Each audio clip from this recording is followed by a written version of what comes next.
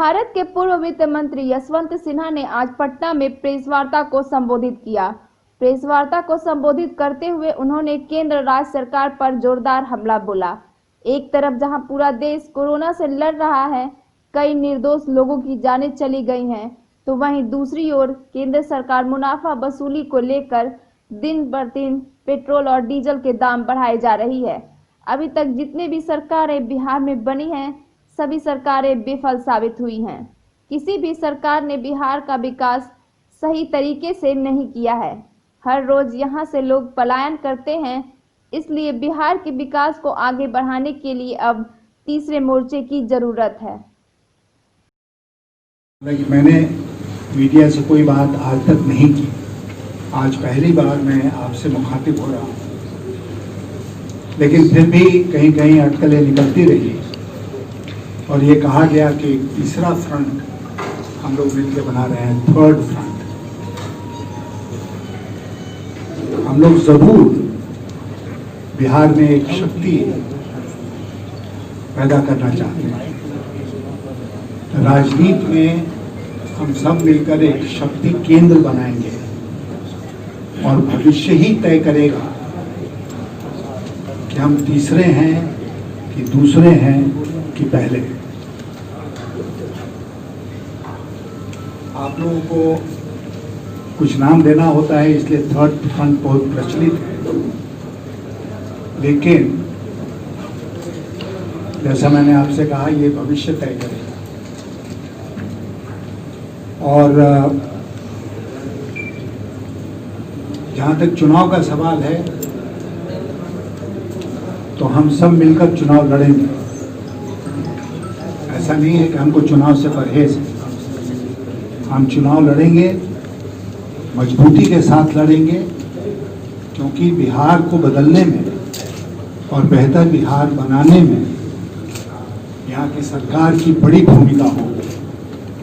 और हम मानते हैं कि जब तक वर्तमान सरकार है, तब तक बिहार को बेहतर नहीं बनाया जा सकता है।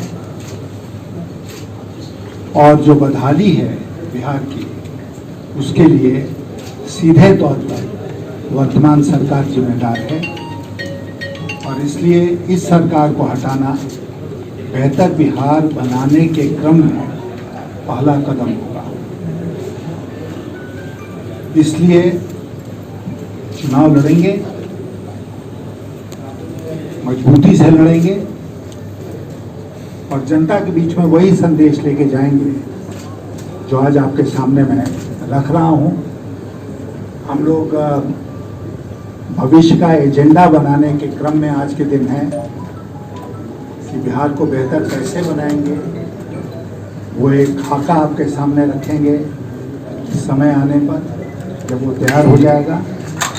और उसके साथ ही साथ आने वाले दिनों में हम सबका क्या प्रोग्राम होगा, उसके बारे में भी हम आपको जानकारी देंगे। पार्टी कौन सी होगी?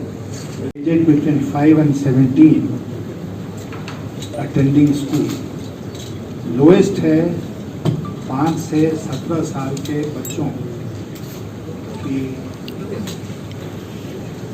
शिक्षा की जो स्थिति,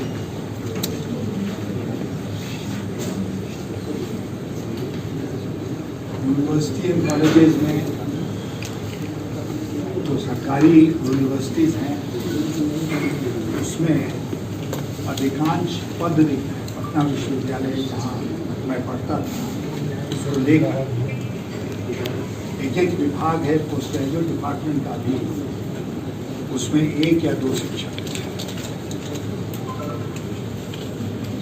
पिछले वित्तीय वर्ष में जहाँ तक ग्रामीण सड़कों का सवाल है, बिहार ने केवल 33% जो टारगेट था उसी को पूरा किया। 33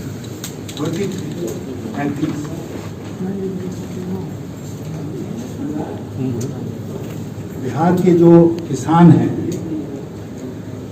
वो देश के सबसे गरीब किसानों में उनकी गिनती होती है। और जो मासिक आय है एक किसान की, वो मात्र 3,528 रुपया है, 3,558, जबकि बगल के उत्तर प्रदेश में ये फिगर है 4,923।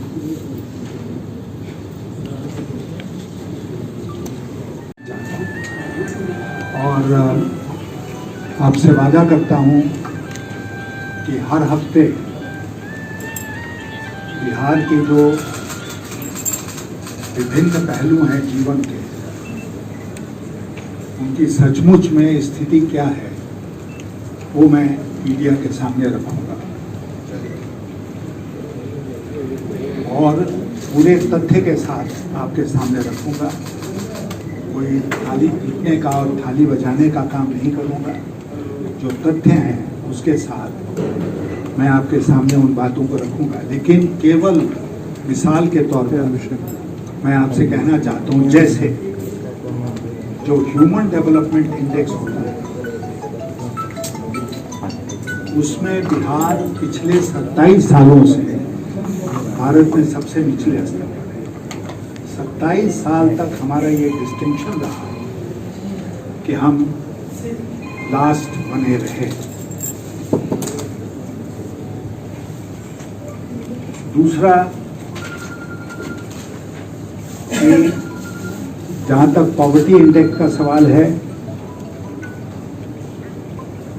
बिहार आज सारे प्रदेशों में सबसे गरीब प्रदेश है और हमारे प्रदेश में जो पर कैपिटा इनकम है, प्रति व्यक्ति आय, वो है 47,541, 47,541 rupees per year, which is just 1/3 of the national average।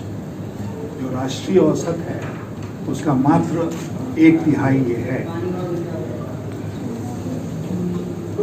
हर साल बिहार से 40 लाख लोग बाहर काम करने के लिए जाते हैं, क्योंकि बिहार में उनके लिए कोई रोजगार उपलब्ध नहीं है। जहाँ तक स्वास्थ्य सेवाओं का सवाल है, बिहार एक अरसे के बाद मैं पटना की मीडिया से मुखातिब हो रहा हूँ और आप सबका बहुत धन्यवाद कि आप लोग आज यहाँ पधारे। मैं अपनी बात की शुरुआत सबसे पहले एक शोक प्रस्ताव से शुरू करना चाहता हूँ, क्योंकि हाल के दिनों में ठनका गिरने के चलते बिहार में अब तक 96 लोगों की मौत हो चुकी है। ये आसमानी कहर था जिसके ऊपर किसी का नियंत्रण नहीं है, फिर भी लोगों की जान गई। इसके लिए हम सबको बहुत सख्त अफसोस है। इसी के साथ साथ मैं उन वीर शहीदों को भी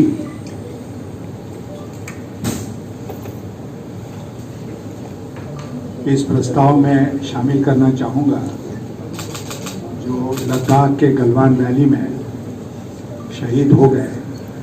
और आप सब जानते हैं कि ये बिहार रेजिमेंट की यूनिट थी जिन्होंने बहुत बहादुरी दिखाते हुए चीनी सैनिकों का मुकाबला किया